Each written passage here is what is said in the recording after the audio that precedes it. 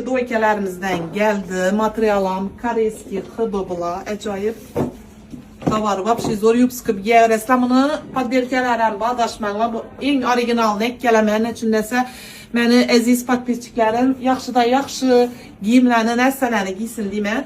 Original nərsəni mən şu pəsini yaxşı görəməm. Mən boyum uzunmu, ma arza məcnəniki doğru gəmiydi. Bulanıkinə polni bolib duraydı. Şurumda xalq yerindən qoyub giyərəsən. Hem işörlərim, biodralarım acayip boladı originallayın ki. Kaya arzalan ekkep satsa, iştani işörünə gəndə bomin durayverət, çıraylı bomin. Bunun materialı vapşi zor ekəyinə, yakımlıdır materialı. Hazır giyməklərinizə yaman zor. Bunların razmerları 46'dan 60'a tapıp bərəmə iş qılıb razmer. Çıraylı duradı giyərlərinizdən. Baxalarından zor bomba baxa koydum. 450 satı tutma üzüm. Uzakı 400 satı tutma. Fakat gözetuvçilarımız için 300 min sondan koyup veremem. Lakin başka kayıt demeyin. Kolumdan gelince en arzan baxalada koyup tutma. Görərinlə. Arzalar almıştırmaqla bir materyalında farkı bax. Görünləyinə. Boylarım normalnim. Dım kəltəkən demislər. Həmməyə getəverədi. Gelin mi xatın bizla.